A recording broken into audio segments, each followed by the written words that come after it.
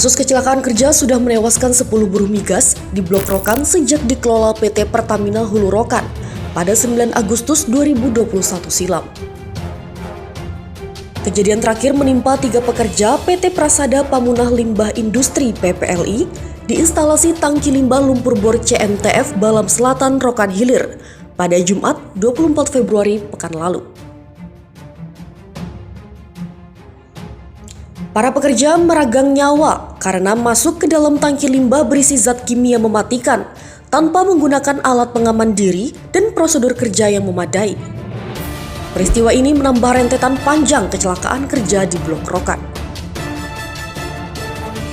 Sejumlah kasus kecelakaan kerja dan kasak kusuk bisnis di Blok Rokan menyita perhatian publik maupun elit daerah Riau. Namun, hingga kini belum pernah ada pernyataan resmi dari pemerintah pusat, Kementerian ESDM, Kementerian BUMN, dan Pertamina Holding atas kejadian memilukan ini.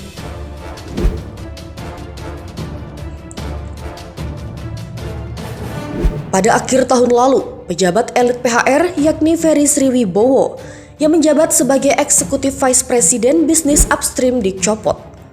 Ia diganti pejabat baru bernama Edwil Suzandi. Menyusul beberapa pekan setelahnya, Eksekutif Vice President Business Support Frans Jono Lazarus juga dimutasi. Sebelumnya, aksi bongkar pasang elit pejabat di PHR sudah kerap dilakukan.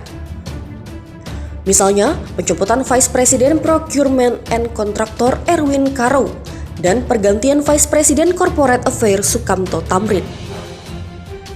Ferry Sriwibowo dan Frans Jono Lazarus adalah 2 pejabat elit setingkat di bawah Direktur Utama PHR, Jalvi Arizon Suwardin. Namun, pergantian kedua pejabat itu nyatanya tak memberikan perubahan yang substantif. Kecelakaan kerja justru berulang terjadi. Kini, publik mulai bertanya-tanya tentang posisi Dirut PHR Jalvi Arizon Suwardin yang masih aman-aman saja. Sejumlah pihak telah mendesaknya untuk mundur sebagai bentuk sikap kesatria atas indikasi kegagalan manajemen yang terjadi di PHR.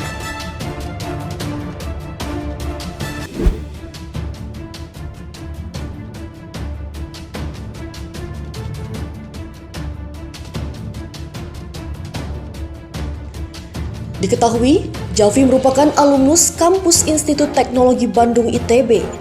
Ia kemudian disebut melanjutkan pendidikan master dan doktoral di Texas A&M USA dengan spesialisasi Chemical Engineering.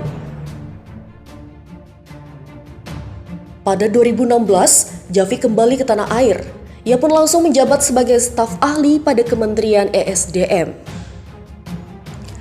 Tak sampai setahun kemudian, tepatnya pada 26 Mei 2017, Jalvi dilantik menjadi Deputi Perencanaan pada SKK Migas oleh Menteri ESDM Ignatius Jonan.